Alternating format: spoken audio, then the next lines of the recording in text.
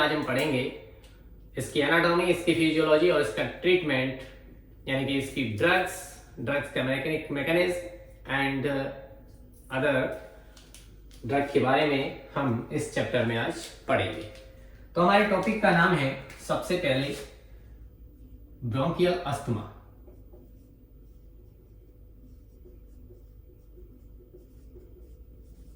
Bronchial asthma. Bronchial asthma का नाम सुनते ही हमारे दिमाग में एक ही चीज आती है कि ये हमारे लंग्स से रिलेटेड एक डिजीज है।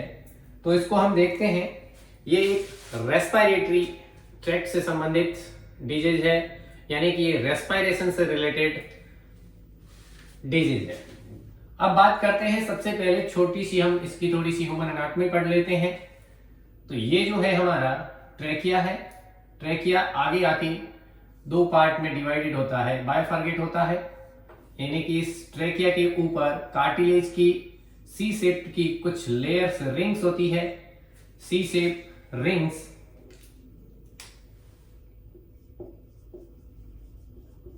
सी शेप ह्यूमन कार्टिलेज, कौन सी? ह्यूमन कार्टिलेज की सी शेप की रिंग होती है और इसकी संख्या होती है 16 से 20। तो ये चीज जो है वो हमने अभी देखी, ह्यूमन कार्टिलेज की जो है वो 16 से 20 सी शेप की रिंग्स होती है ट्रेकिया के ऊपर। और ट्रेकिया जो है आगे आकर दो पार्ट में डिवाइड होता है। ये दो पार्ट में डिवाइड हुआ और जिस जगह से ये डिवाइड होता है इस पार्ट को बोला जाता है T5, यानी कि थोरोसिस वर्टिब्रा नंबर 5 के पास में से ये बाइफर्केट होता है और इस T5 पॉइंट को जो है वो बोला जाता है करीना। इसको बोलते हैं करीना। ठीक है, आगे चलते हैं। तो ये जो दो पार्ट में डिवाइडेड हुआ है इनको बोलेंगे मेन ब्रोंकस। क्या बोलते हैं? ब्रोंकस। आगे जाके ये ब्रोंक्यूल्स में डिवाइड होते हैं।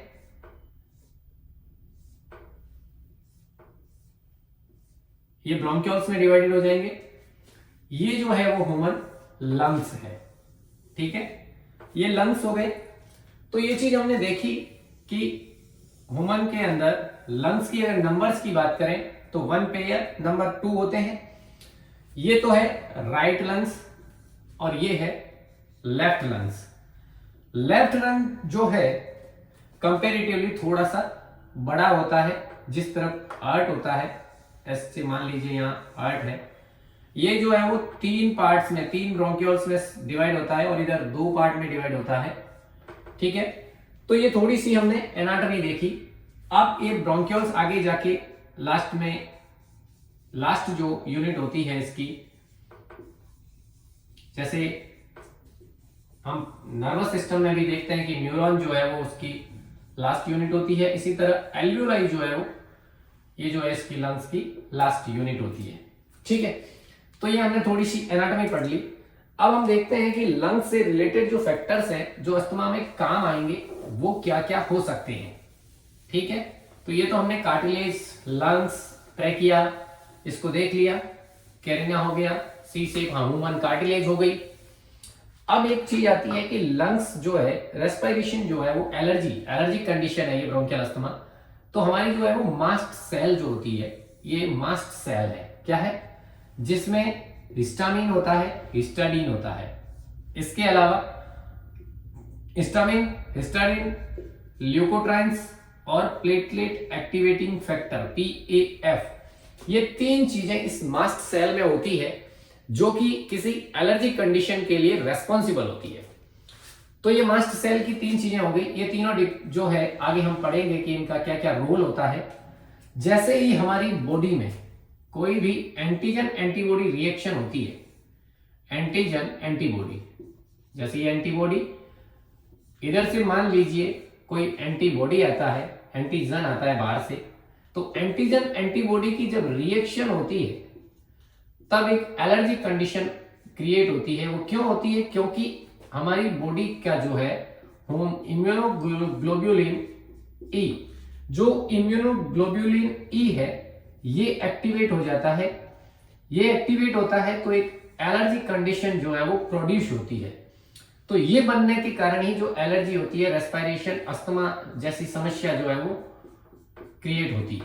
ठीक है, तो ये जो इम्यूनोग्लोब्यूलिन ई जो है ये होता क्या है वास्तव में, ये ग्लाइकोप्रोटीन एंटीबॉडी होता है। ये हमारी बॉडी का एंटीबॉडी है जो कि किससे बना होता है, ग्लाइकोप्रोटीन से। ग्लाइकोप्रोटीन एंटीबॉडी होते हैं। जैसे ही कोई एंटीजन आता है और एंटीबॉडी से रिएक्शन करता है, तो ये हमारी बॉडी की जो एंटीबॉडी है इम्यूनोग्लोब्यूलिन ई, ये बढ़ जाती है और एक एलर्जिक कंडीशन क्रिएट होती है। मास्ट सेल जो है वो क्या है, मास्ट सेल कांटेक्ट करती है किससे, एलर्जन से।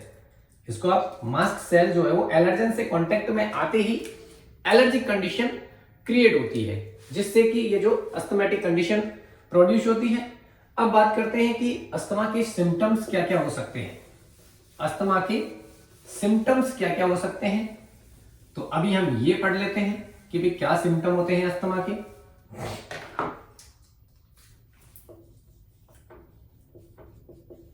सिम्टम्स किसके, अस्थमा के।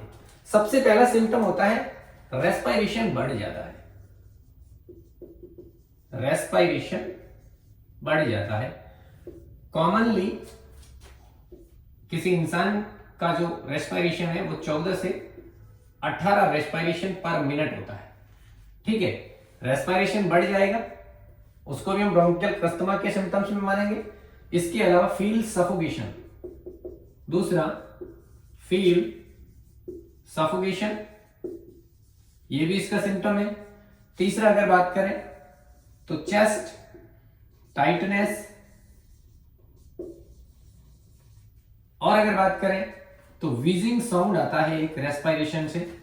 वीजिंग साउंड यानी कि हमारे जब भी हम रेस्पिरेशन को आउट करते हैं, यानी कि जब गैसेस को आउट करते हैं हम, एक तो होता है इनटेक, एक होता है आउट। जब हमारे रेस्पिरेशन करते टाइम जब गैस बाहर आती है, जो आउट रेस्पिरेशन होता है, आउटर रेस्पिरेशन होता है, तब हमारे से एक वीजिंग साउंड आएगा, यानी कि विसल जैसी आवाज आती है।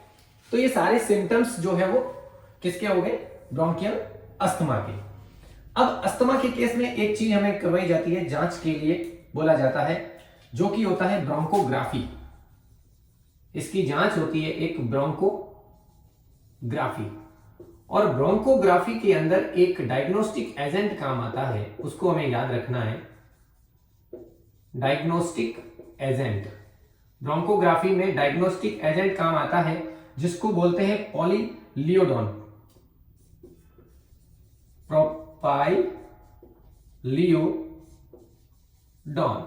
प्रोपाइलियोडॉन एक डायग्नोस्टिक एजेंट है जो ब्रोंकोग्राफी में काम आता है। तो इसको भी आप याद रखेंगे, ये भी बहुत अच्छी चीज है। कई बार एग्जाम्स में पूछा गया है कि प्रोपाइलियोडॉन क्या है, या फिर ब्रोंकोग्राफी में डायग्नोस्टिक एजेंट के तौर पर क्या काम में लिया जाता है।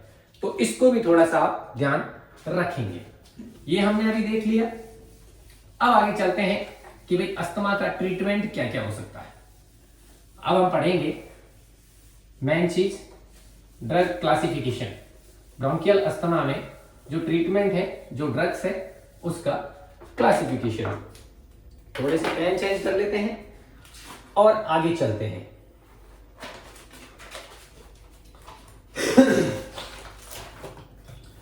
अब ट्रीटमेंट ऑफ ब्रोंकियल अस्थमा पढ़ेंगे हम। क्या पढ़ेंगे,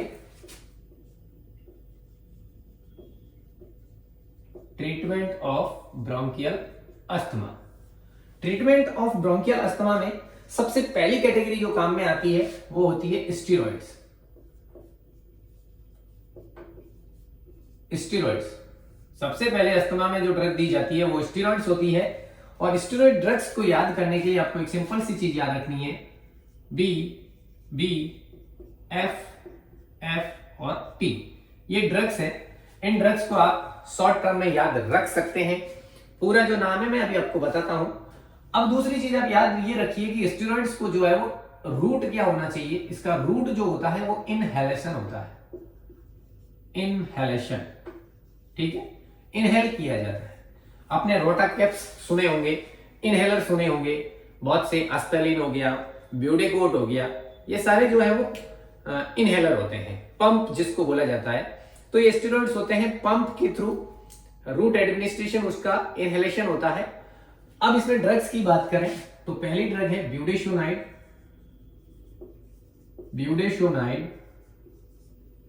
बैक्लोमिथासोन, ब्यूडेशोनाइड, बैक्लोमिथासोन, इसके अलावा फ्लूटिकासोन,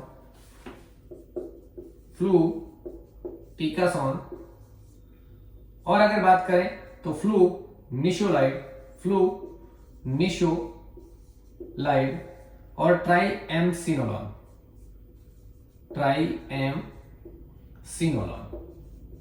ये जो ड्रग्स हैं ये स्टेरॉइड है सारी की सारी, और स्टेरॉइड को जो है अस्थमा में काम में लेते हैं, रूट होता है इनहेलेशन का, ठीक है। अब स्टेरॉइड्स की अगर दूसरी बात करें तो स्टेरॉइड के बहुत सारे यूज है। जो स्टेरॉइड है इसके कॉमनली बहुत सारे यूज है। स्टेरॉइड्स की अगर यूज की बात करें तो इसके 2-3 यूज होते हैं। एक तो इसका यूज होता है एंटी एलर्जिक, इसको थोड़ा सा याद रखना, आप कई जगह काम आएगा। एक तो एंटी एलर्जिक हो गया, दूसरा एंटी इंफ्लामेटरी भी होता है, ये एंटी इंफ्लामेटरी। तीसरा इसका यूज होता है इम्यूनोसप्रेसेंट,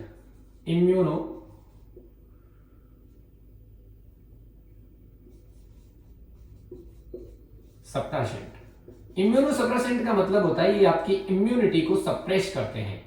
जो आपकी इम्यूनिटी होती है, किसी एंटीजन से लड़ने की जो क्षमता होती है आपकी, किसी डिजीज से लड़ने की जो क्षमता होती है, उसको ये सप्रेस करता है। इसीलिए आपको कई बार आपने सुना होगा कि स्टेरॉइड हमारी बॉडी के लिए बहुत घातक होते हैं, क्योंकि ये इम्यूनिटी को हमारी जो है वो कम कर देते हैं, ठीक है। तो ये 3 चीजें आप याद रखिए, स्टेरॉइड्स के कॉमन यूज जो है वो याद रखिए। अब मैं आपको कॉमनली बताता हूं कि स्टेरॉइड्स की जो है मैकेनिज्म ऑफ एक्शन क्या होती है, ये काम कैसे करते हैं, ठीक है। अब इसका मैकेनिज्म ध्यान रखने के लिए आपको ये याद रखना है कि इसकी मैकेनिज्म ऑफ एक्शन होता है MA, जो मैं लिखता हूं इसको आप देखिए, इसका मतलब पूरा एक बार मैं बता देता हूं, आगे बहुत बार काम आएगा। मैकेनिज्म ऑफ एक्शन यानी कि किस मैकेनिज्म से काम करते हैं। तो ये हमारी बॉडी के अंदर इनहिबिट करते हैं PA2 रिसेप्टर को। किसको? फॉस्फोलाइपेज A2 रिसेप्टर को। फॉस्फोलाइपेज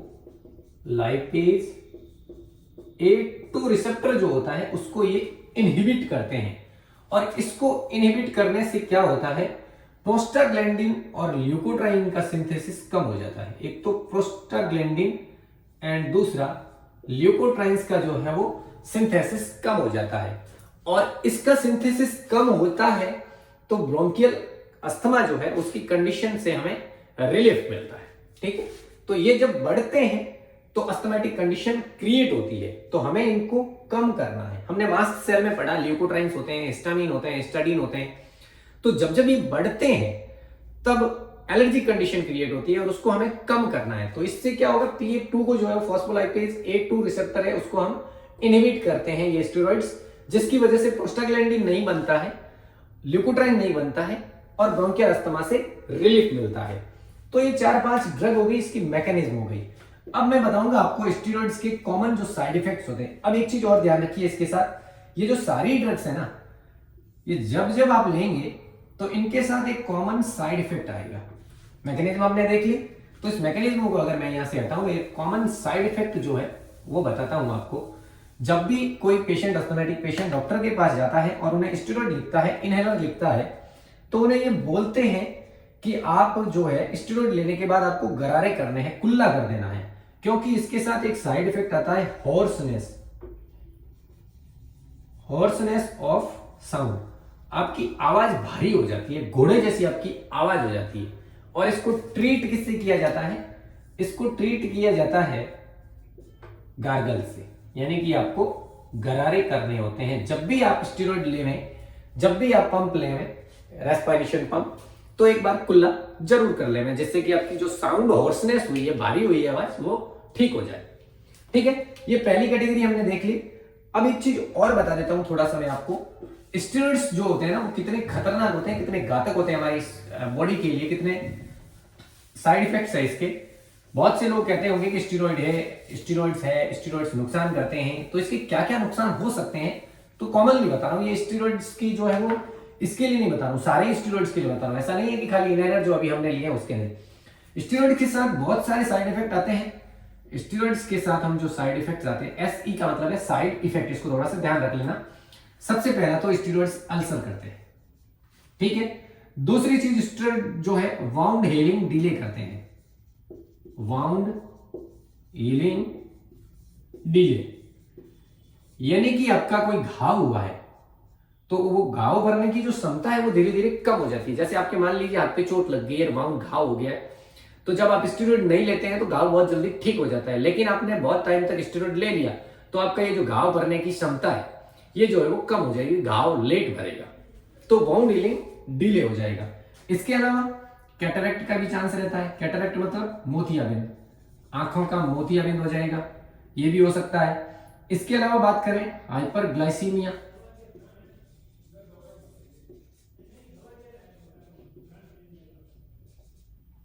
हाइपरग्लाइसीमिया के बाद एक चीज और ध्यान रखिए, बहुत इंपॉर्टेंट साइड इफेक्ट है ये, कुशिंग सिंड्रोम। क्या है? Cushing syndrome. तो कुशिंग सिंड्रोम जो है वो इंपॉर्टेंट चीज है, इसको थोड़ा सा आप डिटेल में देखना।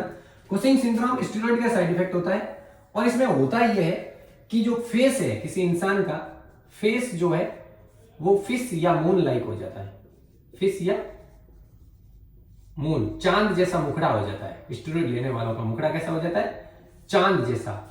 ये जो है वो इसके साथ एक साइड इफेक्ट रहता है, कुशिंग सिंड्रोम। बहुत बार पूछा गया कुशिंग सिंड्रोम किसका साइड इफेक्ट है, और फेस लाइक मून लाइक, जो फेस जो है फिश लाइक या मून लाइक हो जाता है, ये साइड इफेक्ट जो है वो क्या है, ठीक है।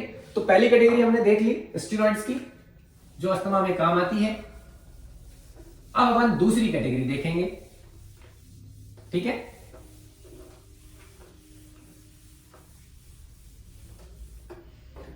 अब दूसरी कैटेगरी की अगर बात करें अपन, तो दूसरी कैटेगरी आती है मास्ट सेल स्टेबलाइजर। हमने अभी बात की थी कि मास्ट सेल होती है जिसमें हिस्टामिन होता है, स्टाडीन होता है, ल्यूकोट्राइन होता है, इसके अलावा प्लेटलेट एक्टिवेटिंग फैक्टर PAF होता है।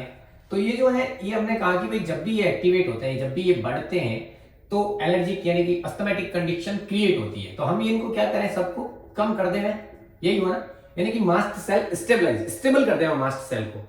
जो एंटीजन से रिएक्ट करके मास्ट सेल जो है वो एक्टिवेट हो जाती है, जो रिएक्शन करती है, तो उसको हम स्टेबल कर दें, वहीं रोक लें, जिससे कि अस्थमैटिक कंडीशन कंट्रोल की जा सके। तो इसमें मास्ट सेल स्टेबलाइजर में सबसे पहली कैटेगरी अगर बात करूं, पहला तो हमने कैटेगरी का नाम लिख लेता हूं मैं, ये mast cell stabiliser, mast cell stabiliser, ठीक है। मास्ट सेल स्टेबलाइजर में ए क्लास जो होती है, इसको सब डिवाइड करेंगे। ए क्लास होती है क्रोमेन डेरिवेटिव। कौन सी? क्रोमेन डेरिवेटिव, यानी कि इन ड्रग्स के अंदर क्रोमेन रिंग होती है। रिंग्स हम और भी आगे पढ़ेंगे, बहुत से जैसे विटामिन वगैरह आती है, कौन से विटामिन में कौन सी रिंग होती है, ये सब हम आगे देखेंगे।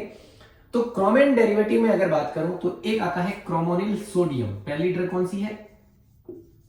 क्रोमोनिल सोडियम। दूसरी ड्रग आती है निडोकार्मिल। कौन सी? निडोकार्मिल। तो ये दो ड्रग जो है वो क्रोमेन डेरिवेटिव है। इन ड्रग्स की स्ट्रक्चर में क्रोमेन रिंग पाई जाती है, इसलिए इनको बोलते हैं क्रोमेन डेरिवेटिव। इनका रूट जो है, इसका रूट क्या होता है? इसका रूट भी इनहेलेशन ही होता है, ठीक है। तो इसका रूट भी याद रखेंगे, इनहेलेशन इसका रूट हो गया। और इनहेलेशन भी कैसे? माइक्रो पार्टिकल्स की फॉर्म में। कैसे? माइक्रो पाउडर की फॉर्म में इसका जो है वो इनहेलेशन किया जाता है। तो इसका ये रूट ऑफ एडमिनिस्ट्रेशन होता है। अब इन ड्रग्स के साथ अगर मैं साइड इफेक्ट की बात करूं, इन दोनों ही ड्रग्स के साथ साइड इफेक्ट आता है। इन दोनों ड्रग्स के साथ क्या साइड इफेक्ट रहेगा? नंबर एक साइड इफेक्ट इनके साथ आता है थ्रोट इरिटेशन। आपके गले में इरिटेशन होगा, थ्रोट इरिटेशन। और दूसरा साइड इफेक्ट आता है ब्रोंकियल स्पाज्म। ब्रोंकियल स्पाज्म यानी कि आपके लंग्स में स्पाज्म आएंगे, थोड़ा दर्द होगा। तो ये दो साइड इफेक्ट आते हैं किसके साथ? क्रोमोनिल सोडियम और निडोकार्मिल के साथ। दूसरी कैटेगरी आती है इसमें मस्ट सेल स्टेबलाइजर में non chromone derivative, non chromone derivative, non chromone derivative में जो ड्रग आती है, एकमात्र ड्रग आती है और इसका रूट जो होता है वो ऑरल होता है। रूट क्या होता है इसका?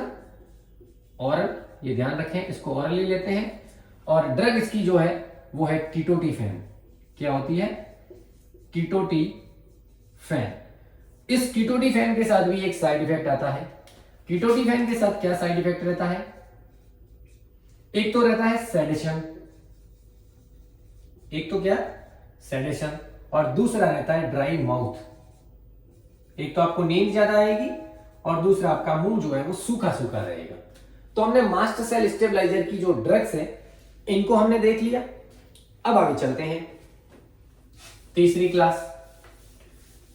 मास्ट सेल को स्टेबलाइज कर दिया, मास्ट सेल जैसी थी वैसी रोक ली हमने, ज्यादा रिएक्शन नहीं करने दी, ज्यादा उसको उछल कूद नहीं करने दिया। ज्यादा उछल कूद मास्ट सेल नहीं करेगी तो अस्थमैटिक कंट्रोल रहेगा। ठीक है, अस्थमा की परेशानी नहीं होगी। अब अगली क्लास आती है तीसरी, एंटी इम्यूनोग्लोब्युलिन ई एंटीबॉडी। तीसरी क्लास है एंटी इम्यूनोग्लोब्युलिन ई एंटीबॉडी। यानी कि ये एंटीबॉडी, हमने अभी बात की कि ये हमारी ग्लाइकोप्रोटीन होती है, एंटीबॉडी होती है, हमारी बॉडी में ही ये इसका प्रोडक्शन होता है। तो ये क्या करती है, जैसे ही कोई एंटीजन आता है तो एक्टिवेट हो जाती है। एक्टिवेट होती है ये तो मास्ट सेल एक्टिवेट होती है, और इन सब के एक्टिवेट होने से अस्थमैटिक कंडीशन क्रिएट होती है। तो अब हम क्या करें कि ये जो एंटीबॉडी है IgE, इम्यूनोग्लोब्युलिन ई एंटीबॉडी, इसके अगेंस्ट कोई हम बॉडी में एंटीबॉडी दे दें, आर्टिफिशियल एंटीबॉडी दे दें। तो आर्टिफिशियल एंटीबॉडी देंगे तो ये जो है वो थोड़ी सी शांत रहेगी। ठीक है, तो अब इसमें क्या करते हैं हम, गिव आर्टिफिशियल एंटीबॉडी। क्या देंगे? Give artificial antibody. Artificial antibody देंगे। कौन सी देंगे? नाम अगर बताऊं तो उमालीजुमाब। उमालीजुमाब आपने कई बार एक नाम सुना होगा, कई बार इस ड्रग को भी देखा होगा। हम देखते हैं, हम कहते हैं कि ये ड्रग है, दरअसल ये ड्रग नहीं है, ये एक आर्टिफिशियल एंटीबॉडी है। आपसे पूछा जा सकता है, 4 ड्रग के नाम दे देंगे और एक उमालीजुमाब दे देगा, फिर आपसे पूछेंगे इनमें से कौन सा ड्रग नहीं है। तो आपको ध्यान रखना है, उमालीजुमाब ड्रग नहीं है, ये एक आर्टिफिशियल एंटीबॉडी है। ठीक है, तो ये दे देंगे जिससे अस्थमैटिक कंडीशन कंट्रोल हो जाएगी। अब अगर इसके अलावा बात करूं आगे चौथी क्लास की, तो वो होती है एंटी हिस्टामिनिक ड्रग दे दो। हमने कहा कि हिस्टामिन भी बढ़ता है तो अस्थमैटिक कंडीशन क्रिएट होती है, तो एंटी हिस्टामिनिक ड्रग। अब एंटी हिस्टामिनिक ड्रग कौन कौन सी हो सकती है? एंटी हिस्टामिनिक ड्रग में हमने कॉमनली बहुत सुने हैं, एक तो हो गई सिट्रीजिन और एक हो गई लिवोसिट्राजिन। सिट्राजिन और लिवोसिट्राजिन, ये 2 ड्रग है। ये कौन सी है? एंटी हिस्टामिनिक ड्रग्स हैं। तो हमने 4 क्लास पढ़ ली। अब अगली क्लास देखते हैं अस्थमैटिक ट्रीटमेंट के लिए।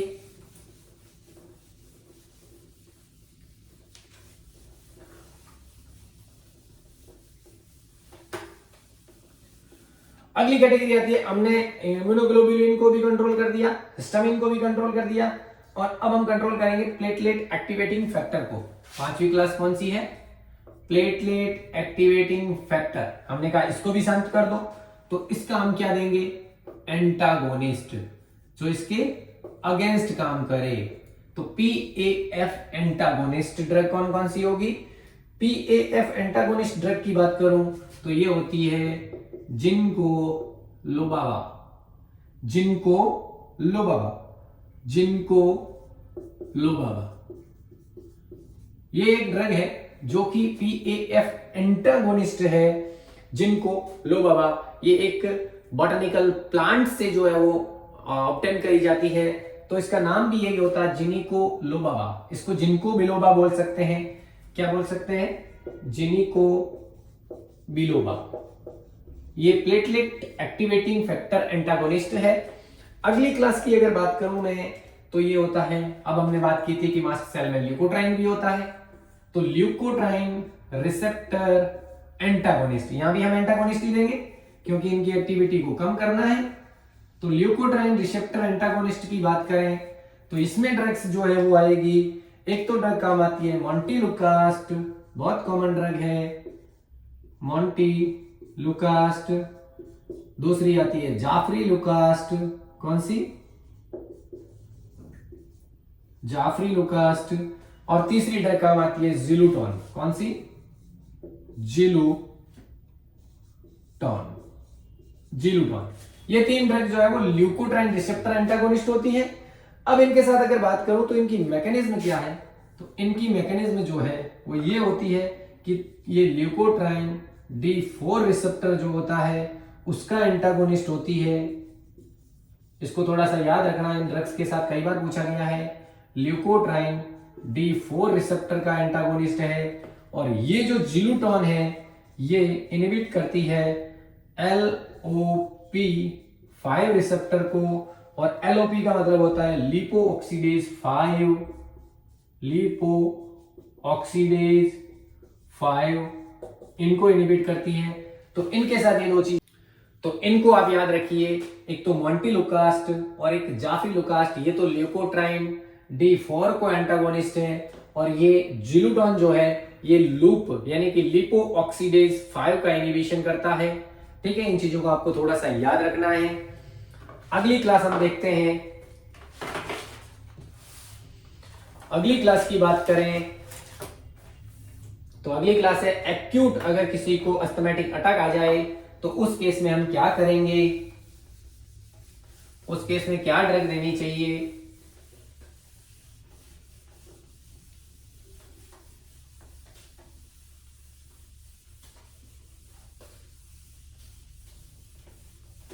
Acute asthmatic attack,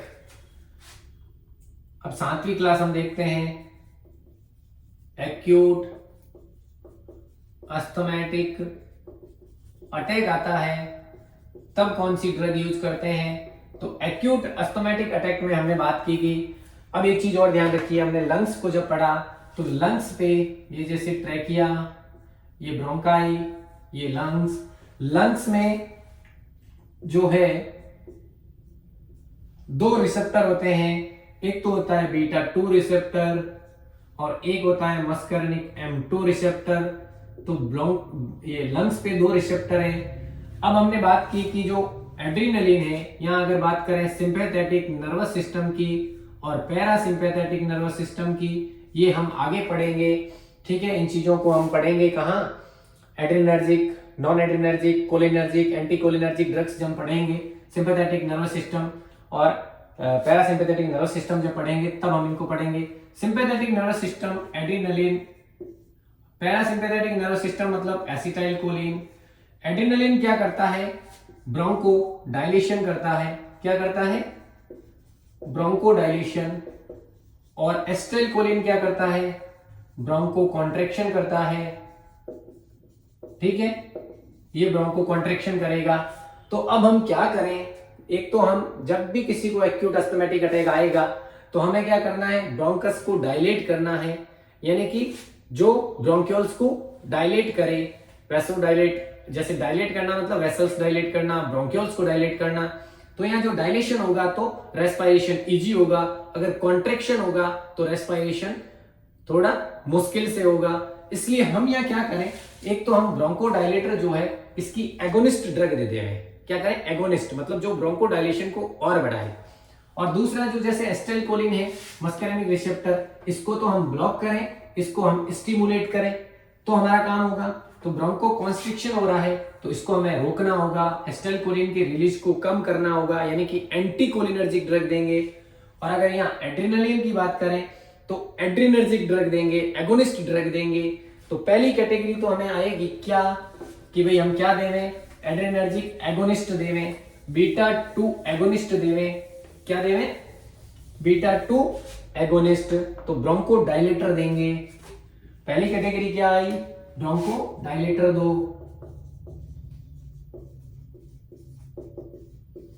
Bronco dilator.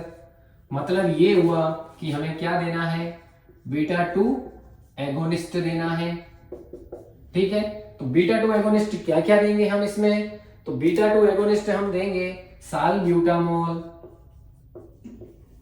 सालब्यूटामॉल, साल्मीटेरॉल, सालब्यूटामॉल, साल्मीटेरॉल, फर्मीटेरॉल और टर्ब्यूटालीन। और क्या दे देंगे, टर्ब्यूटालीन। तो ये सारी ड्रग जो है वो क्या है, ब्रोंकोडायलेटर है, बीटा 2 एगोनिस्ट है। तो एक्यूट अस्थमा के केस में हम ये ब्रोंकोडायलेटर्स देंगे। और ये जो ब्रोंकोडायलेटर्स है ये सारी की सारी लॉन्गर एक्टिंग है। क्या है, लॉन्गर एक्टिंग, मतलब ये काफी लंबे टाइम तक काम करती है। अब अगर बात करें दूसरा, अब अगर बात हमने की कि ये सब चीजें तो देंगे, लेकिन एक चीज हमें अस्थमा में जो है वो ध्यान रखनी है कि अस्थमा के अंदर कॉन्ट्रा इंडिकेट क्या करते हैं वो थोड़ा सा आगे देख लेंगे हम, कौन कौन सी ड्रग्स को कॉन्ट्रा इंडिकेट करना चाहिए, अस्थमा के केस में नहीं देना चाहिए। ठीक है, तो ये तो ब्रोंकोडायलेटर हो गई। दूसरी हम बात करें कि जो है वो एंटीकोलिनर्जिक ड्रग देंगे, ब्रोंकोडायलेटर दे दी। अब हम देंगे एंटीकोलिनर्जिक ड्रग, क्या देंगे, बी एक्यूट अस्थमा में क्या देंगे, एंटी कोलिनर्जिक ड्रग देंगे, एंटीकोलिनर्जिक ड्रग देंगे तो कॉन्ट्रैक्शन जो एसिटाइलकोलिन कर रहा है वो कम हो जाएगा, यानी कि कॉन्ट्रैक्शन नहीं होगा, और कॉन्ट्रैक्शन नहीं होगा तो रेस्पिरेशन प्रॉपरली होगा। ठीक है, तो एंटीकोलिनर्जिक ड्रग कौन कौन सी हो सकती है, तो अब हम इसमें देखेंगे, एक तो एट्रोपिन, एक तो क्या देंगे, एट्रोपिन, एट्रोपिन भी कौन सा, एट्रोपिन मेथोनाइट्रेट, दूसरा टायोट्रोपियम, एट्रोपिन, टायोट्रोपियम और इप्राट्रोपियम, इप्राट्रोपियम,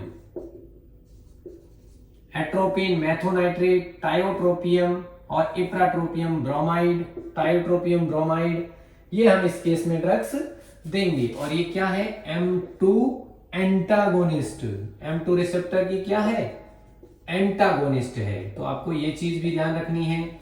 तो ये एक्यूट अस्थमा में हम 4-5 ड्रगें आपने याद की, साल्मीटेरॉल, साल्ब्यूटामॉल, फर्मीटेरॉल, टर्ब्यूटालीन, ये तो बीटा 2 एगोनिस्ट हुई। और मस्करेनिक रिसेप्टर का एंटागोनिस्ट, एंटीकोलिनर्जिक ड्रग की अगर बात करें तो एट्रोपिन, टायोट्रोपियम, इप्राट्रोपियम, ये जो है वो हम काम में लेंगे एक्यूट अस्थमैटिक अटैक में।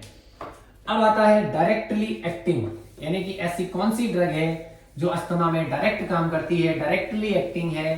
तो इसमें हम देखेंगे अगली क्लास 8, अगली क्लास है डायरेक्टली एक्टिंग। डायरेक्टली एक्टिंग में अगर बात करें तो हम बात करेंगे, एक तो आती है थियोफाइलिन,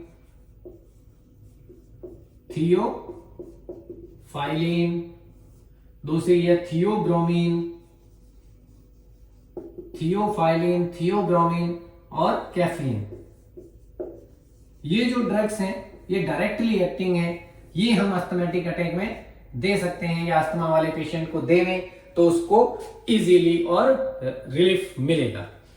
अब ड्रग्स की बात करें तो ये ड्रग्स तो हो गई, अब इनके कुछ केमिकल नाम्स भी है। ये सारी जो है वो जेंथीन डेरिवेटिव है। क्या है, जेंथीन डेरिवेटिव है।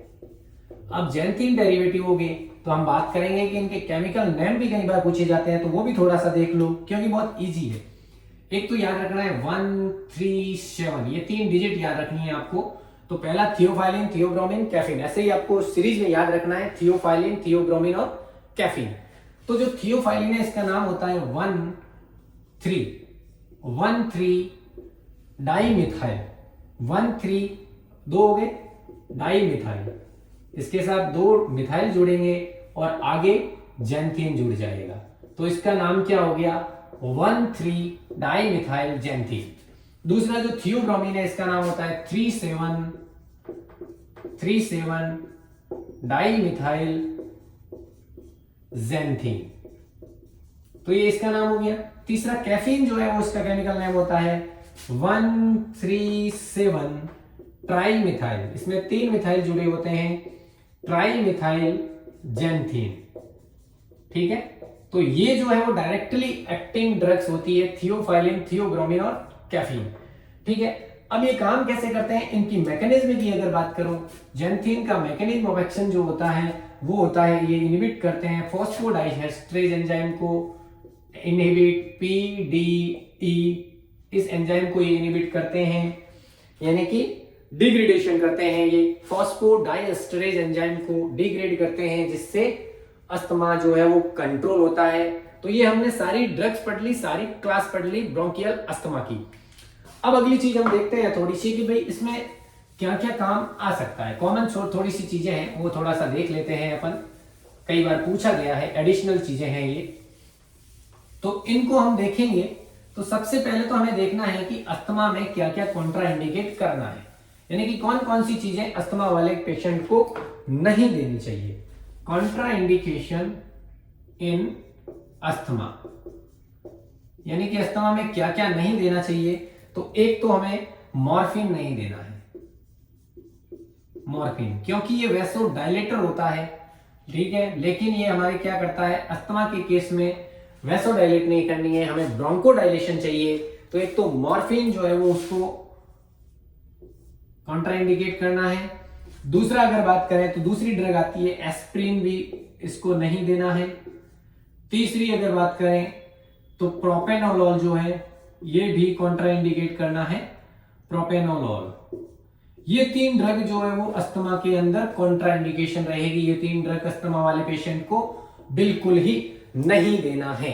ठीक है, अब एक कॉमन टर्म आपने सुनी होगी COPD, COPD, compulsive obstructive pulmonary disease, COPD, ये आपने सुना होगा COPD, ये कॉमन टर्म है एक अस्थमा की। C का मतलब होता है chronic obstructive pulmonary disease.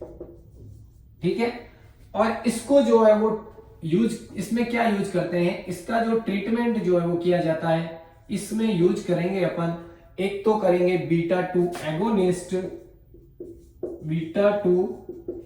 Agonist और दूसरा करेंगे एंटीकोलिनर्जिक ड्रग। ये जो है हम यूज करेंगे COPD में, यानी कि क्रॉनिक ऑब्स्ट्रक्टिव पल्मोनरी डिजीज में यूज करेंगे बीटा-2 एगोनिस्ट, जो कि हमने अभी देखा था, साल्ब्यूटामॉल, साल्मीटेरॉल, फर्मीटेरॉल और लास्ट क्या था, तरब्यूटालिन। ये चार ड्रग हमने बीटा-2 एगोनिस्ट में देखी। एंटीकोलिनर्जिक में हमने देखा एट्रोपिन, टायोट्रोपियम और इप्राट्रोपियम ब्रोमाइड। ठीक है, ये ड्रग यूज करते हैं। तो ये जो है हमने आज पढ़ लिया ब्रोंकियल अस्थमा। अगर ये क्लास अच्छी लगी हो तो हमारे इस वीडियो